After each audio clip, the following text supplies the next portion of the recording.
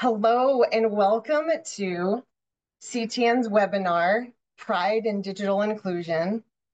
We have a super duper special day today because not only do we have all of you folks here because we care about all of digital inclusion for everyone, and this is, all 12 months matter, right? A month is just a month. But let's take this month to increase our awareness and increase our appreciation for how digital inclusion can be extended, how digital equity can do even better with LGBTQIA folks. And we're here because we care about that and we want to care even more. Before we jump into today's presentation, please, everyone, just for this moment, please turn on your cameras. If at all possible, please turn on your cameras. The reason I say this is because we want to give a shout out to each other and to San Antonio. Everybody, hello, San Antonio. We're being live streamed in San Antonio at the Echo Bytes conference that's hosted by the Digital Inclusion Alliance of San Antonio and the Texas Digital Equity Network. And we are especially honored that Gigi Sohn has joined them today. I hope everyone there is enjoying lunch and that I'm not just a huge, enormous face on the screen. Maybe we're all faces on the screen. But we do want to so thank Gigi Sohn for all of your very important advocacy work with broadband, with connections. Thank you so much, and hello, San Antonio. Now, without further ado, you can turn off your cameras if you're more comfortable that way. And I'm going to jump right in because I don't want to be the one talking. I want to turn it over to Lo and get to the panel. But who is the panel? So please introduce yourself in chat. Please talk to each other in chat, put questions in there. But I know that Lo has exciting things that they want to talk about. And I want to share my screen briefly for those of us who are visual.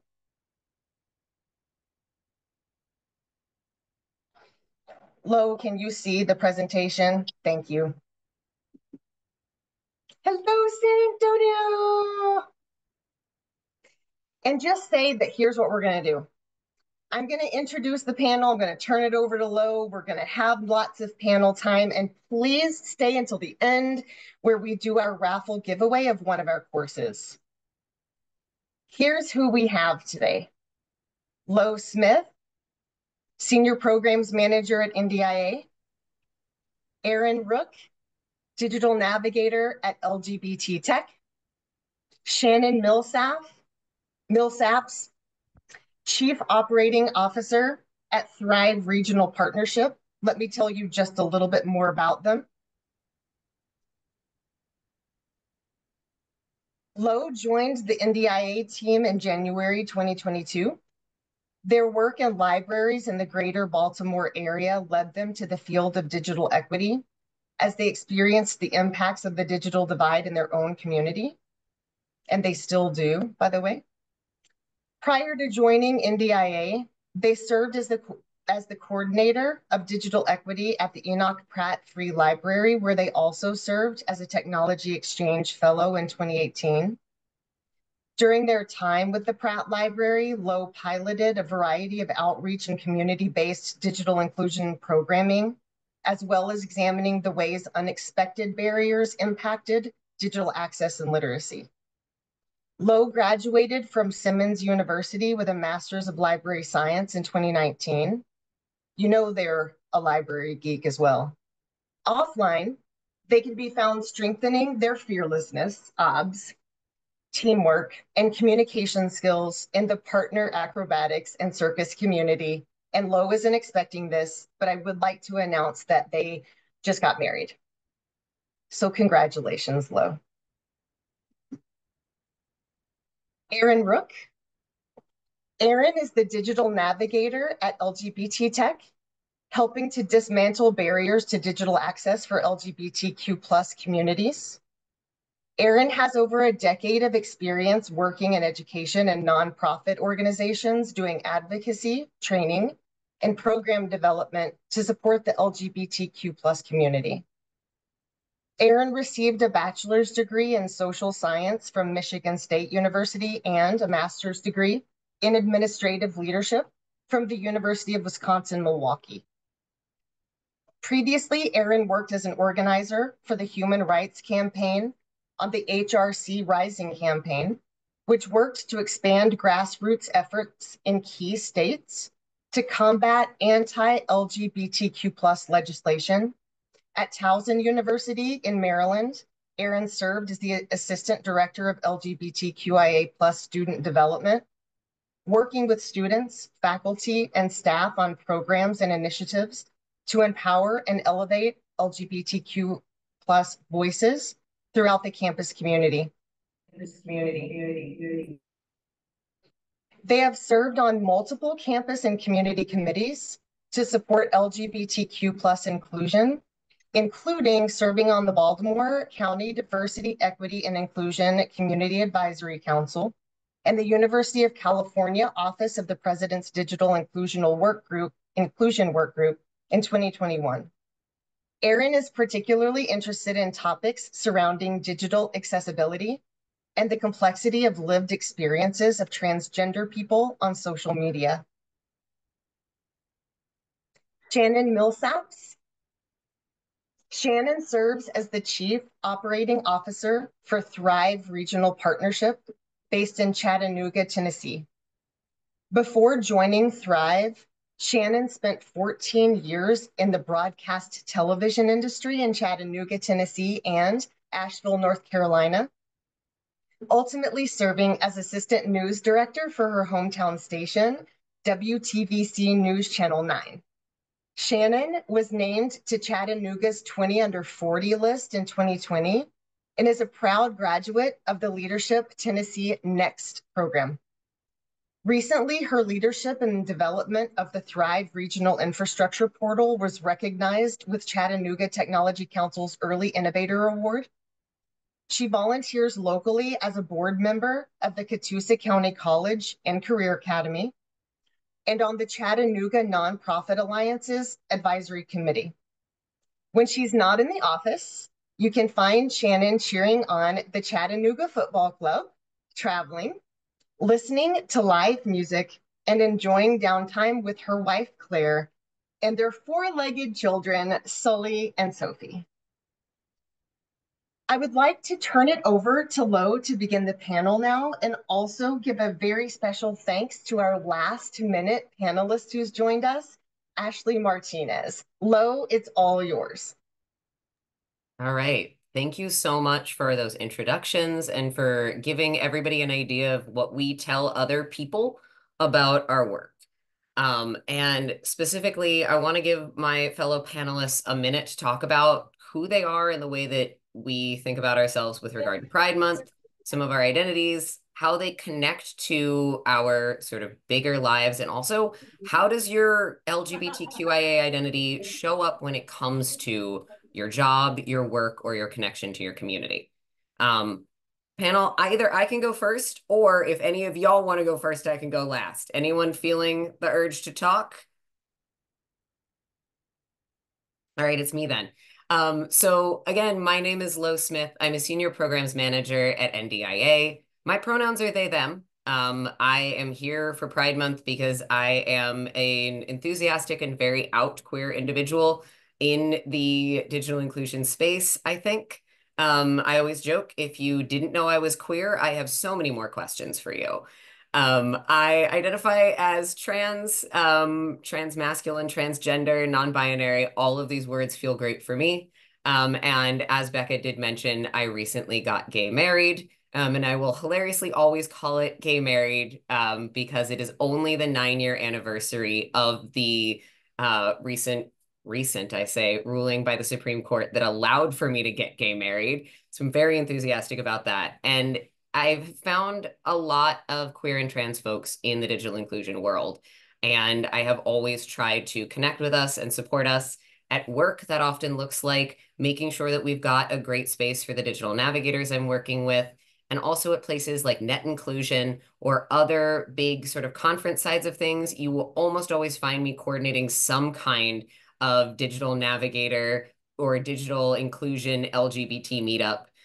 So if you've met me at any of those, it's great to see you again. If you're thinking about coming to Net Inclusion next year, keep an eye out. We will be doing something fabulous together.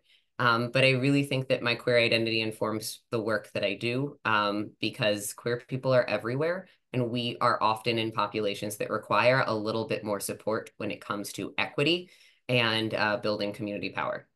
So I'm throwing it to Shannon because she's closest to me on the list of people on my Zoom. Excellent. Thank you. Thank everybody for being on this call. I'm Shannon, pronoun she, her. What part of my identity, what are we here to celebrate? I'll say I am a queer Appalachian, for lack of a better word. Based in Chattanooga, the work that I do takes me across Tennessee, Georgia, and Alabama. My family has roots in the Appalachian region that go back almost 12 generations. I will often say, this is my home and these are my people. I think growing up as a queer person that Lowe's, similarly, no one has questions about. I don't have to wear a rainbow for you to know. My wife says the same thing. No one has questions. And if they don't have questions, if they do have a question, then maybe I have a question. But yeah, growing up as a gay person in the South was not easy. Faced I'd say a variety of challenges that helped shape who I am and my resilience and determination. We all bring our whole selves to this work, whatever this work looks like. My experience in the South has taught me, I think, the value of authenticity, and the power of challenging societal norms, the power of being who I am, how I look in spaces every day. In the South, it can be daunting sometimes, but ultimately, I know that if as I continue to enter spaces with what I'd say curiosity and candor, where divisiveness sometimes runs rampant, that I'm doing everything I can to help create a more inclusive environment that fosters collaboration and drives growth. And I think that ultimately, Pride Month celebrations highlight the importance of diversity. So, what better space to do that? And that celebration absolutely strengthens our communities and helps fuel progress. So, that's a little bit about who I am and what I bring to this space. All right, Aaron, you're up next, just based on how the Zoom presents us. And then after that, Ashley, prep your answers. Hey everyone, my name is Aaron. I use they, them, theirs pronouns, or he, him is fine. So I'm a queer transgender person. I also am disabled. I think for me, this Pride Month, leaning into my trans identity has become really important to me. I think I'm someone who transitioned like a bit later in life, and just with the way things have been going in the country and some of the rhetoric, I definitely found myself like over the last couple of years like a bit more like creeping back into the closet and kind of being a little bit fearful of some of those identities and how they interact with the world. And I think I've done a lot of work recently to kind of overcome that and really think about what is my role in this space and other spaces, and how do I kind of use my identities and even some of that like trepidation or fear to really show even more power in showing up in this work like as a trans person. And I think I'm really I feel very fortunate to work at an organization that is LGBTQ led and focused, so I feel like I really have had the opportunity to kind of really lean into myself, and that's helped a lot. But yeah, I think as others said, like our identities kind of just impact everything we do. So for me, all the experiences I've had, all the times that I've faced exclusion or anything like that, I think all of that really, highlights the work that we do and kind of how we show up in these spaces and just kind of the lens that I'm bringing in. So I'll hand it over to you, Ashley. And Ashley, since we didn't get a more of a bio from you, tell us where you work, who you are, and then dive into all of it. And thank you again for joining us. Yeah, absolutely. Hi, everybody. My name is Ashley Martinez. My pronouns are she, her, aya. I am the digital equity manager out in at Free Geek out here in Portland, Oregon. I am originally from Los Angeles, very different than Portland, Oregon, but I've been out here in Portland, Oregon for around 8 years. I identify as a brown queer Latina, so holding and as well as disabled. So I hold multiple different identities, and I have those intersectionalities of that experience. And growing up in Los Angeles, where there's a lot of diversity and a lot of folks who do look like me, to then coming out here to Portland, Oregon was a very big shock. The queer identity here out in Portland, Oregon is very vibrant one. It's really amazing. Holding the identity as well as being a brown Latina who identifies as being queer holds a little bit there's a lot of white folks out here in Portland. So holding that identity as being a brown Latina who also is queer, it's a different experience than I would have, say, in Los Angeles. So holding that and being in a predominantly white city, it is at first was very difficult to navigate.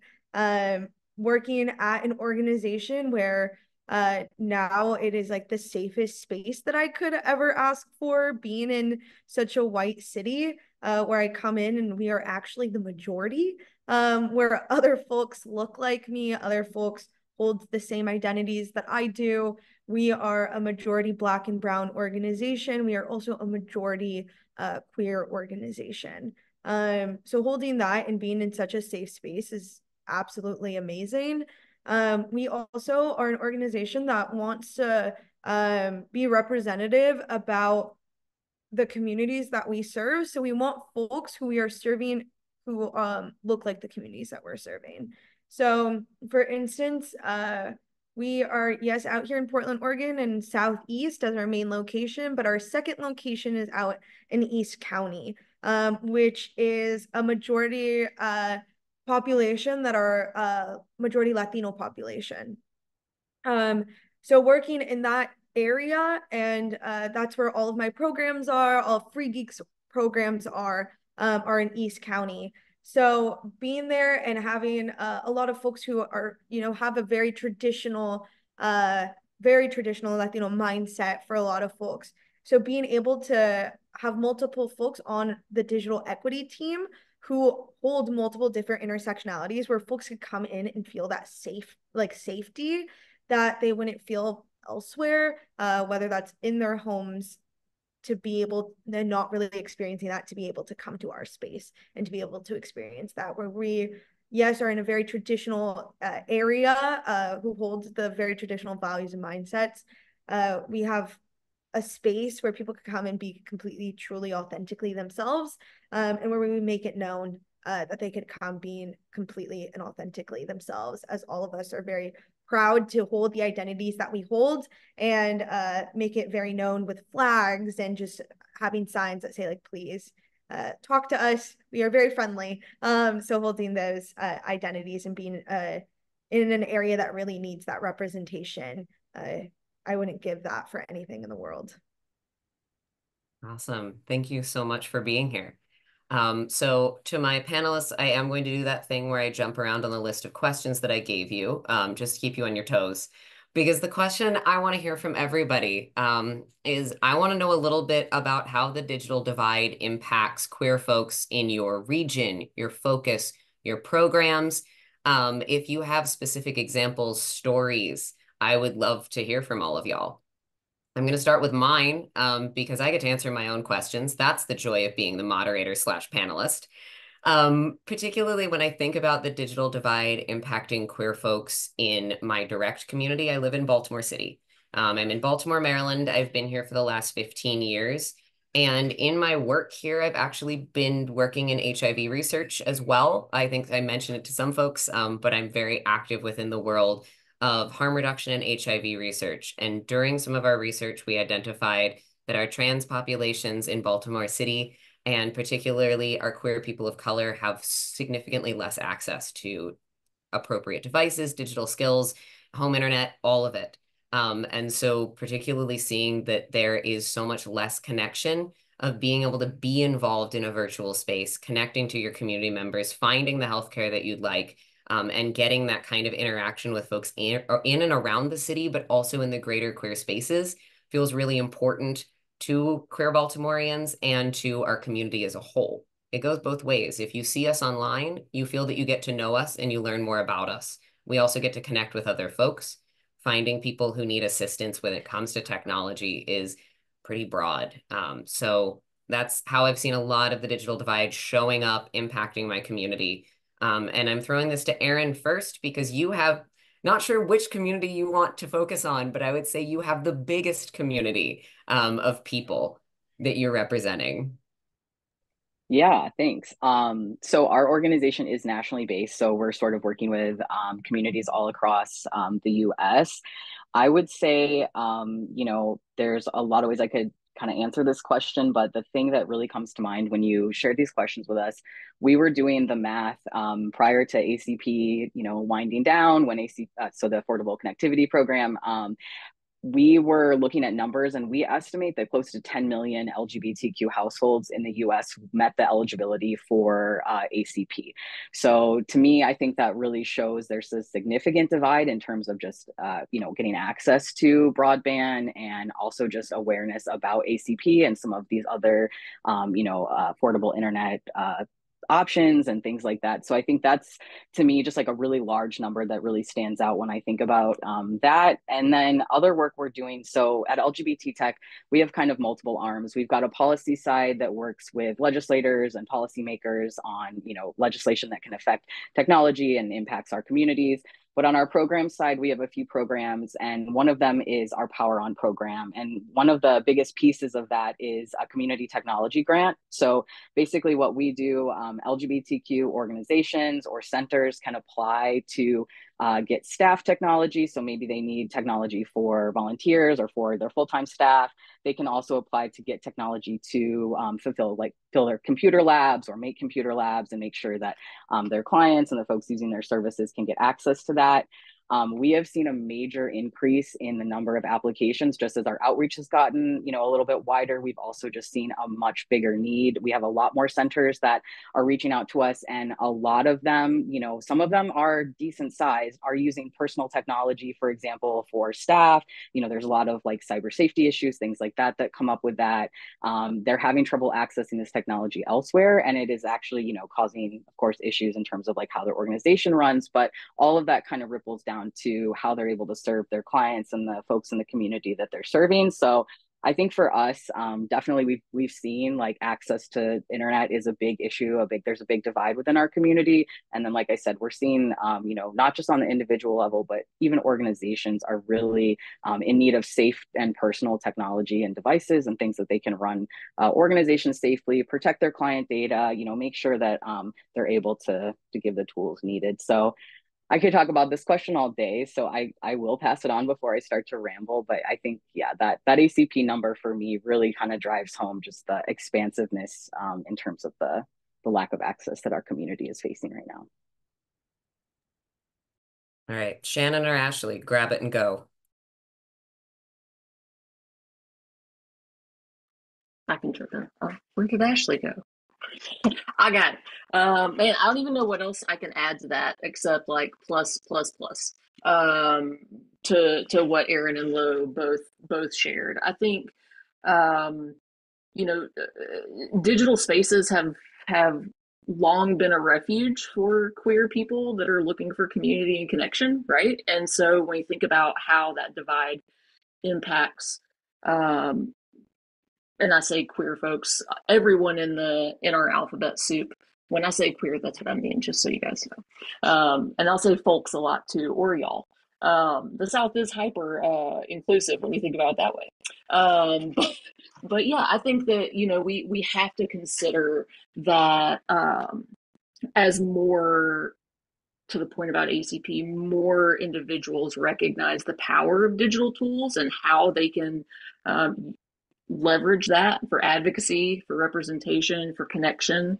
That's, you know, helping bridge that gap a little bit, to really make sure. Yeah, I keep thinking about, Lo, I know you mentioned this before the call actually started, but thinking about those covered populations and marginalized communities. And when I think about, you know, you said gay people are everywhere.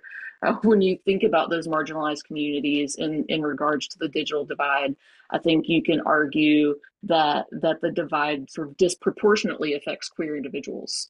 When you think about queer individuals representing every part of those marginalized communities and covered populations. I did a quick dig because I do like hard numbers on just population across Tennessee, Georgia, and Alabama, of folks who identify as LGBTQ. And, you know, that number in Tennessee is 3.5% of the statewide population. In Georgia, it's 4.5%. In Alabama, it's 3.1%.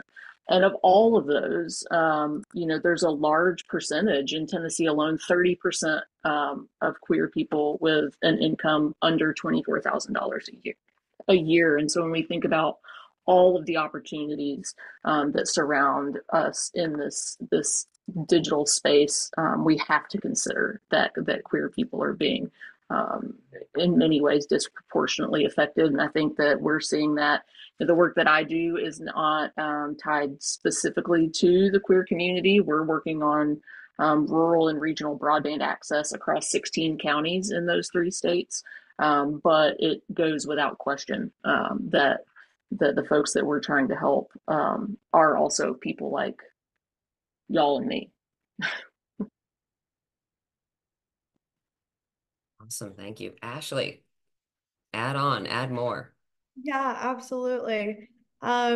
So at Free Geek, the populations that we serve are that we aim to serve are predominantly low income communities, specifically Black and Brown communities as well. So with that being said, we serve a lot of folks here in Portland, Oregon. We are, again, trying to be representative of the communities that we're serving. So a lot of the times our spaces that we have and hold events and bring community together, they're sometimes the only safe spaces for a lot of the communities that we are serving. So for instance, there have been multiple times where at an event, we're serving immigrant and refugee population. And somebody comes up to me and they're like, I haven't felt this safe before. Like, this just feels so great. And I get to go home with a computer today too. This is the best day of my life. So being able to offer that space wherever our staff show up is something that is so beautiful, because while we are showing up to be completely and authentically ourselves, did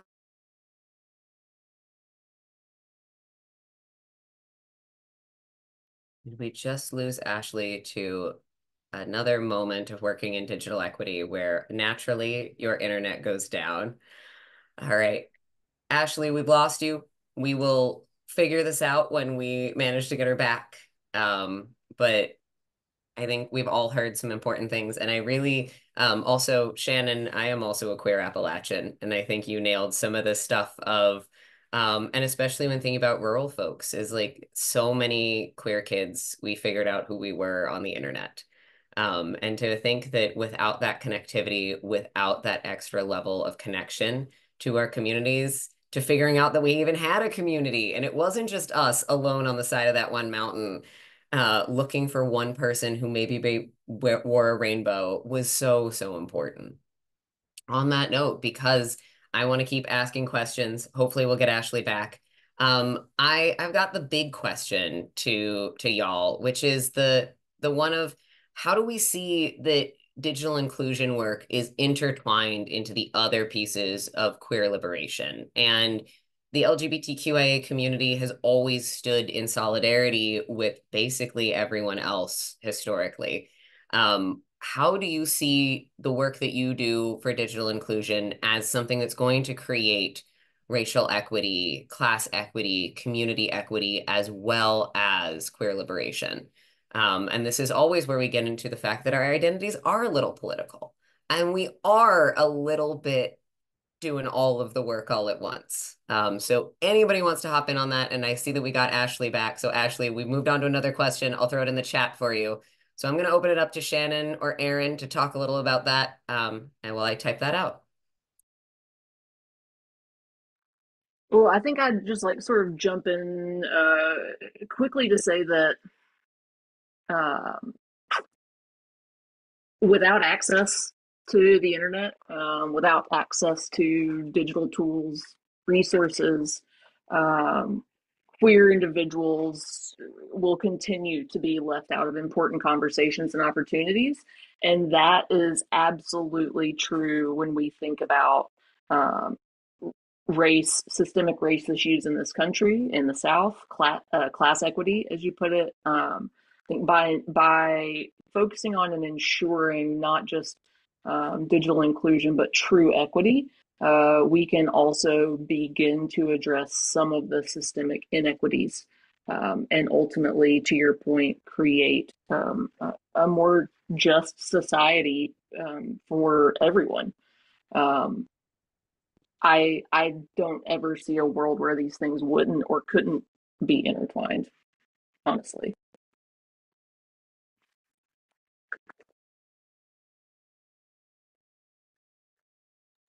Aaron, anything to add? I see you unmuting. Yeah. I was like, I'll do it. Yeah, I mean, I think I mean, really like the systems of oppression that exist in the physical world, like those same systems are, replicated in digital spaces. And I think that we are fighting a lot of similar fights, in the physical space that we are going to be fighting in virtual spaces and have been. And I think there's a lot of space for cross-movement solidarity, cross-movement organizing, a lot of work like that that happens in digital spaces, kind of like at an accelerated pace maybe than what it had happened in physical spaces in the past, just because you're connected to so many people so quickly. But yeah, I think, I mean, to your point, Lo, queer people exist with all other identities. And I think that just kind of approaching this work and digital equity work, acknowledging that, but also, taking into account like other folk, like multiple marginalized identities are going to impact queer people's lives differently than folks that don't have multiply marginalized identities. So I think just really the way that I see it is just whatever work we're doing in the physical world, we're trying to replicate in this digital space. And I think yeah, just kind of recognizing that the online space does not like remove all of these systems. They're still there. These things are still impacting people. And so it's definitely something that has to kind of remain integral to our work. And I think I think that's an important thing for the queer community at large to really continue to work on and to really look at. But for those of us doing kind of like queer and, liberatory work in digital spaces, I think even more so because of the quickness and fastness that, positive things and also things like misinformation and whatnot can spread. I think it's really important that, we're prioritizing that. Sorry, Ashley, if you were going to unmute, I didn't mean to cut you off there.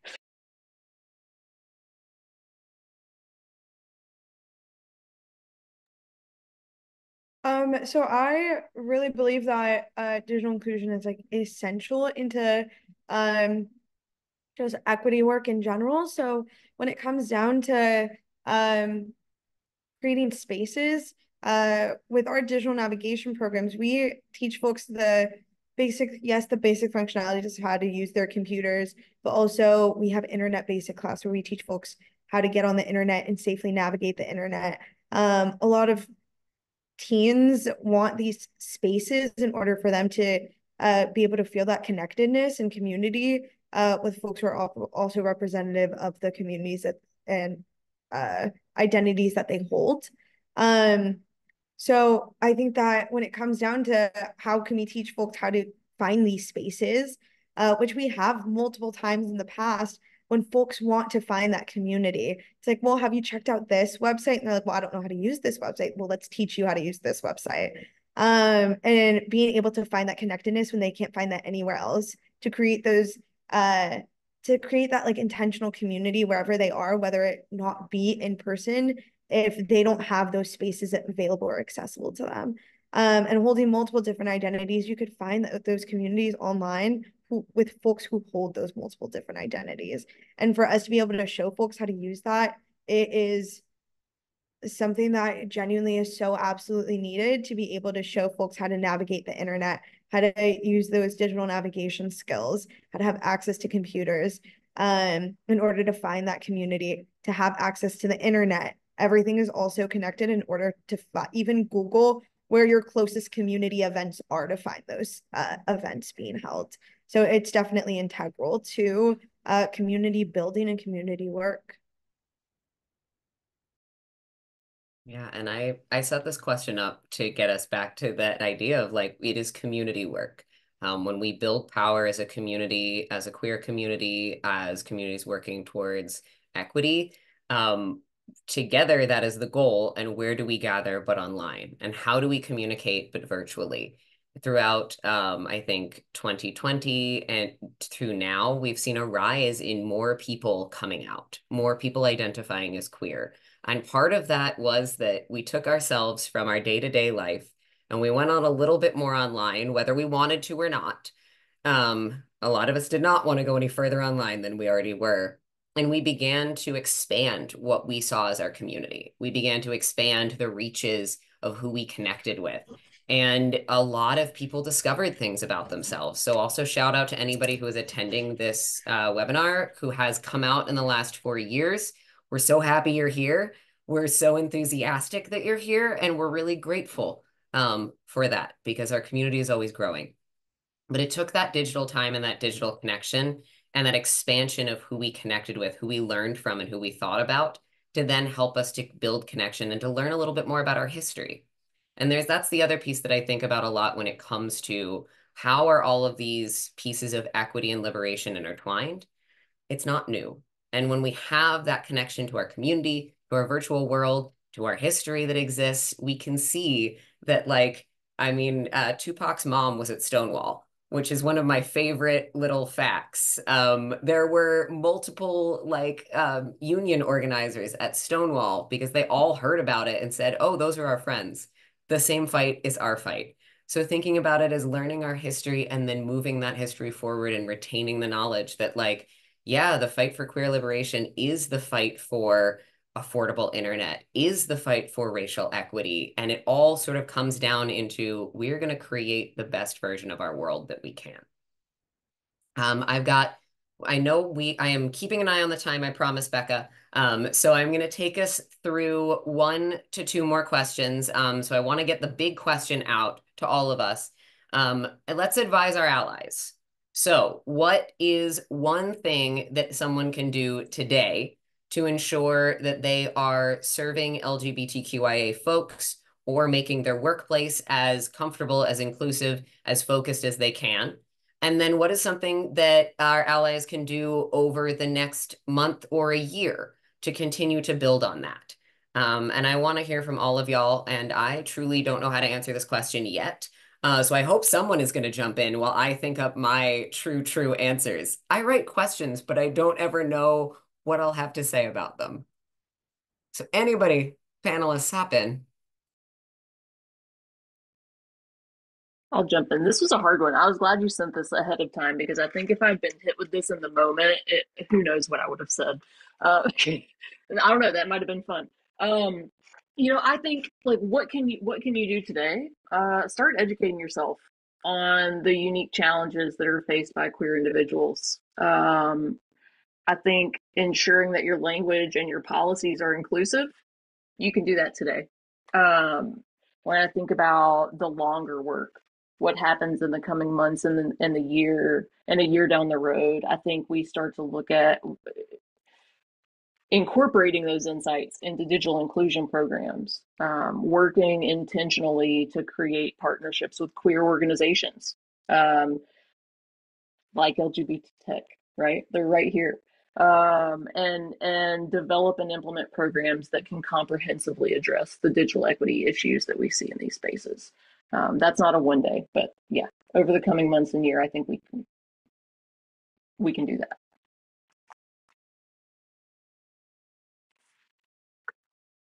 I think one thing that you can do today is at your organizations or the community work that you are doing, look into your hiring practices. I think that is one of the biggest things. When it comes down to Free Geek, again, I always want to emphasize our staff are representative of the communities that we serve. That is why people feel so safe and comfortable with us, why we are able to show up to these spaces as truly and authentically as ourselves as possible. At Free Geek, we have this saying where not if culture fit is what really matters, everything else is trainable. We can train anybody on anything. Can't really train a culture fit.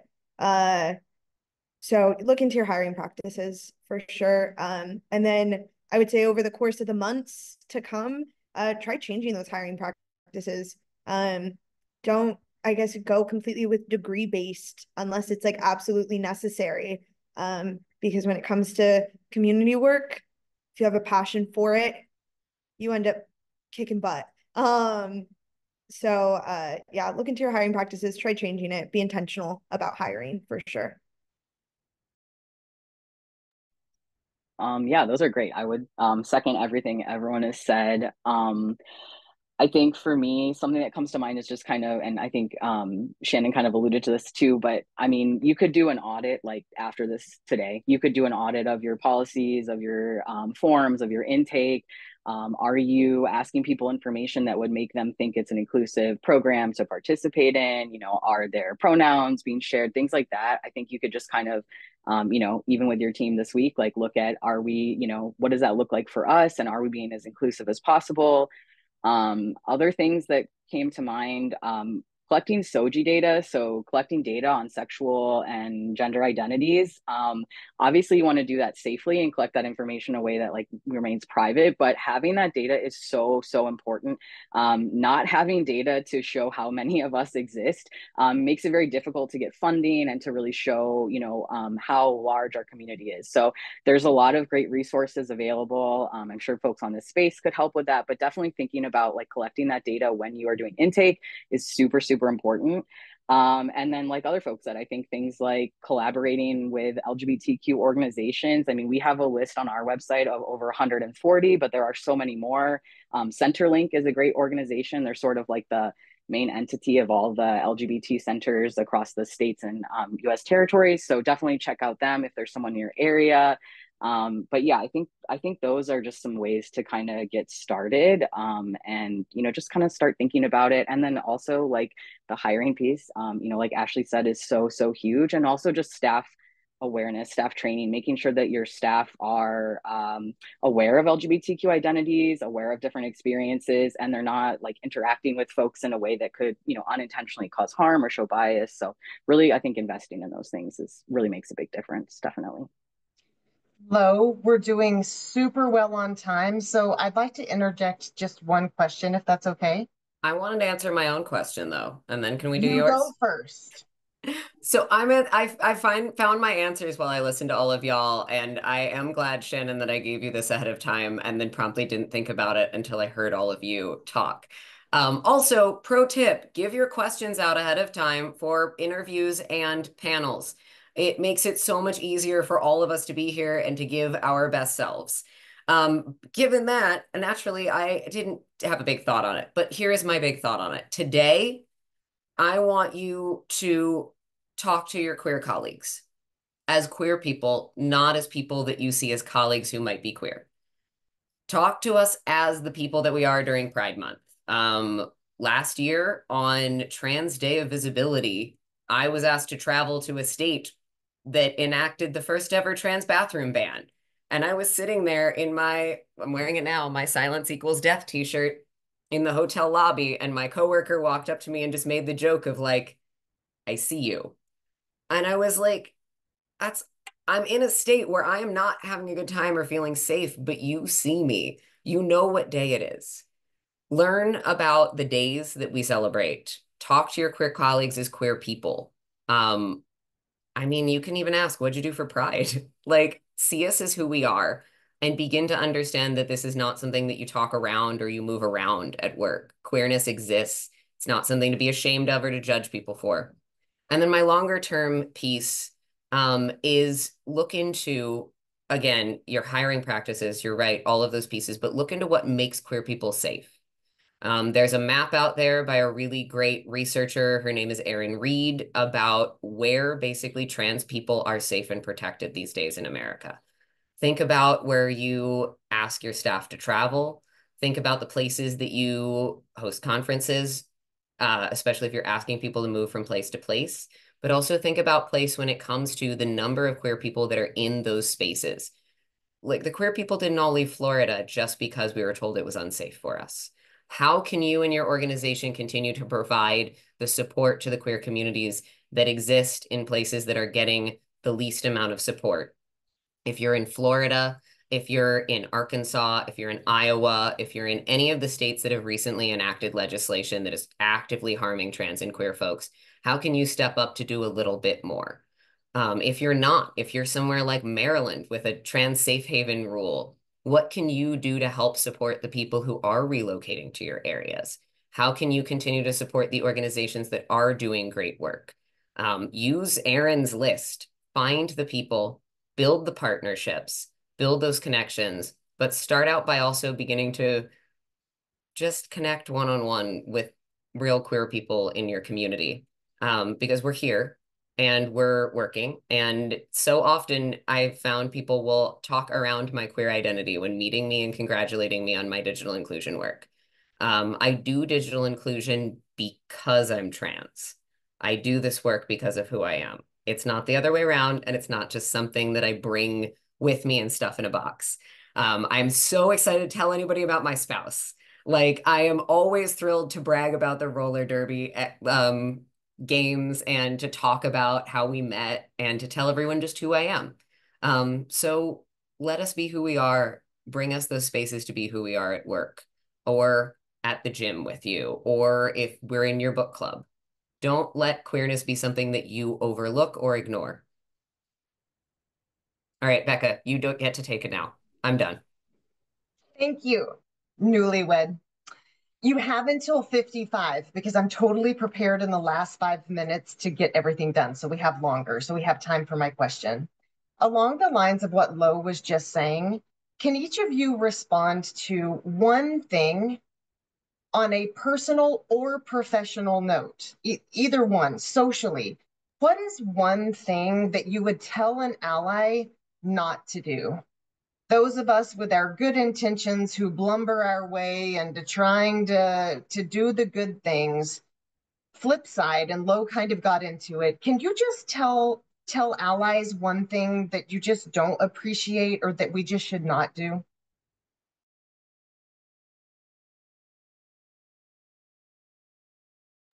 I'll interject if no one wants to go. I don't know. I'm just gonna be like a double negative thing, but I don't know how to say this. Don't not be aware of like what's going on. Like, to Lo's point about traveling, it's really easy. We all most people here I know are doing digital work. Like, you can go online and, like, go to the Erin Reed map or whatever resources, and really just see what's going on. There have been just in 2024, we're already at over 300 anti-LGBTQ bills. We also are seeing bills that are related specifically to technology that also will negatively impact. I'm thinking like COSA, some other tech related bills that will negatively, potentially like very negatively impact the LGBTQ community. So just be aware, like, don't have your head in the sand, basically, I think, is what I would say. Like, it's so easy to be aware and to think about how these would impact your colleagues, your coworkers, the folks that work for you if you're a manager. So just read, just be aware, watch. You can listen, you don't have to get too deep into it. It's out there. So that would be mine, definitely.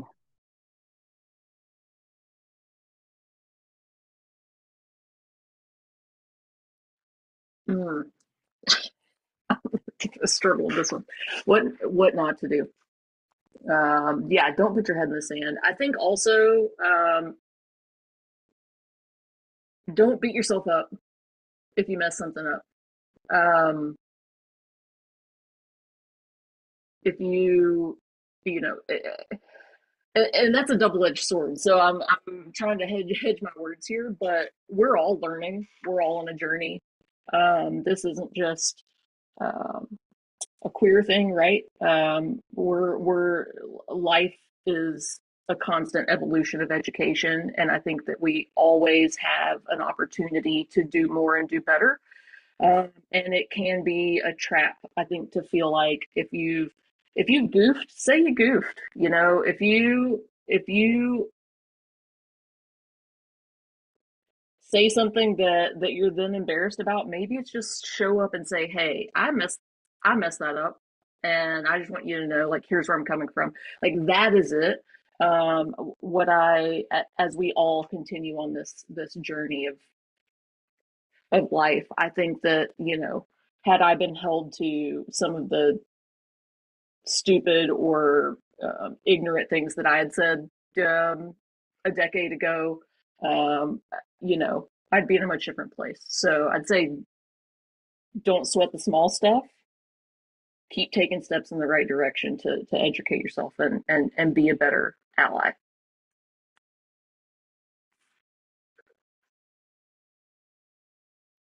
I would say, don't, I guess, don't invalidate. If somebody's really going through something, that is to do with queerness, don't say, well, I have this going on. My world right now isn't going too great either. That's No, don't invalidate. Listen, actually listen, don't just hear. I should also kind of do like a side a side answer of the way that my mindset also went to when it just came to things not to do. When it comes to brown and black queer folks, please don't compare your experience to brown and black queer folks, as we have a very, very, very different experience. And for me personally, when people look at me, they see my brownness first. They see that I am brown first. And second, they see that I am queer. So with that together, doesn't have a great combination. It's a very different experience.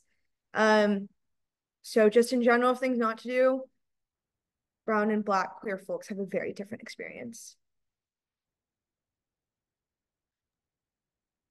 Thank you, Ashley. Yes. And that's the message to like the queer folks in the room too, of like, y'all, if we aren't allies to all queer people of color, I'm sorry, I'm taking your rainbow flag. You don't get it anymore. Mine, things not to do, don't say there aren't queer people there. Or especially if you are in a room, if you are in a space, if you are in a place. Some of the best examples I can give is that one of my exes is a trans guy who transitioned 15 years ago. And he puts in so much work to be a visible trans person because everywhere he goes, he's in spaces where everyone says, well, there are no queer people here. And he's like, am I a ghost?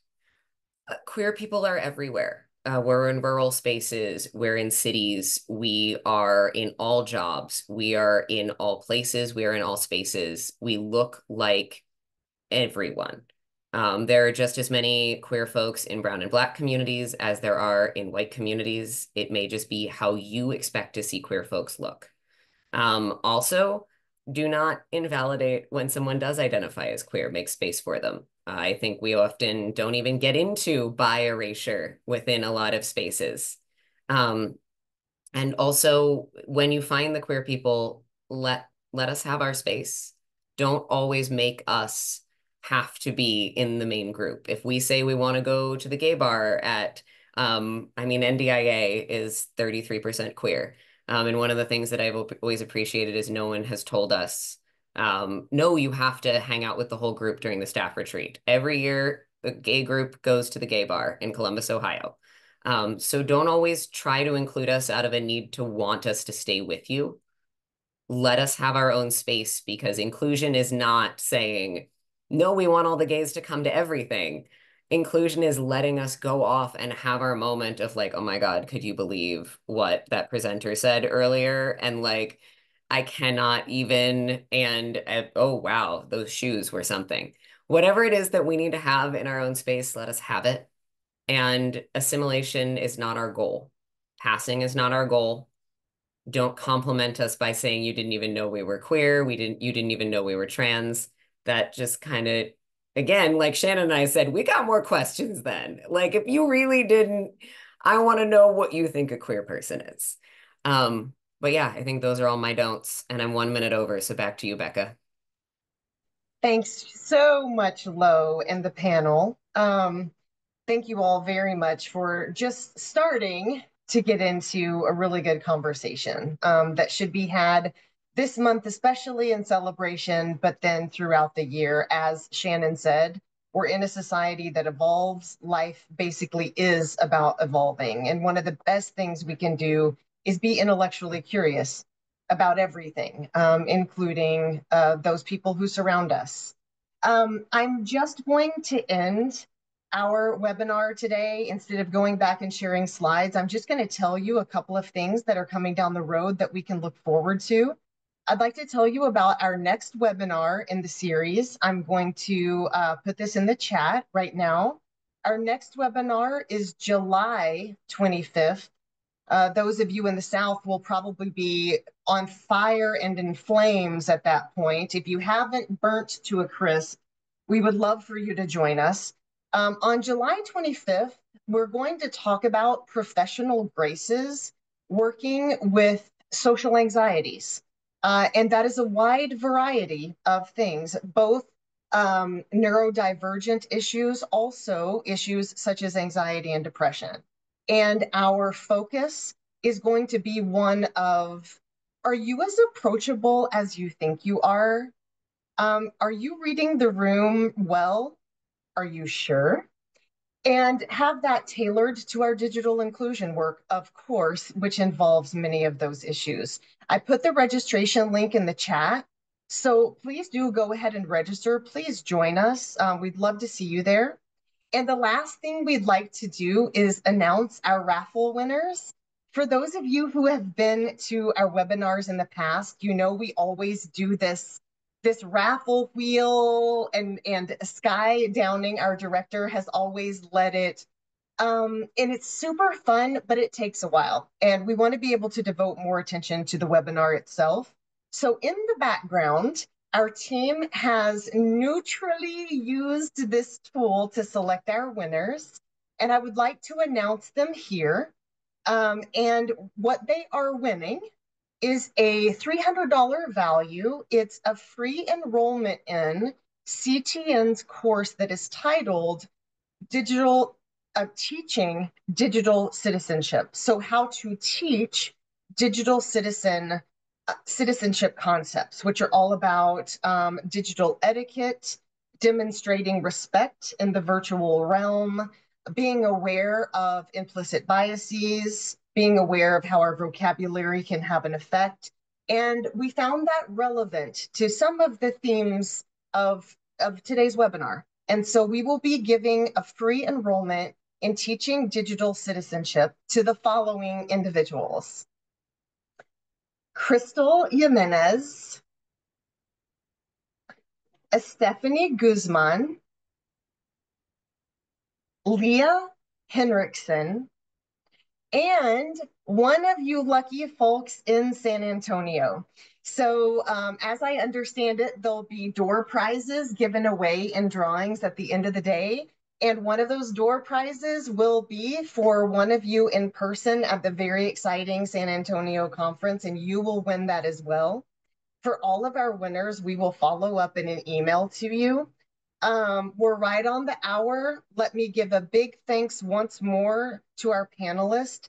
Ashley, thank you for joining us at this last minute. Thank you all, and happy Pride Month. We'll see you next time.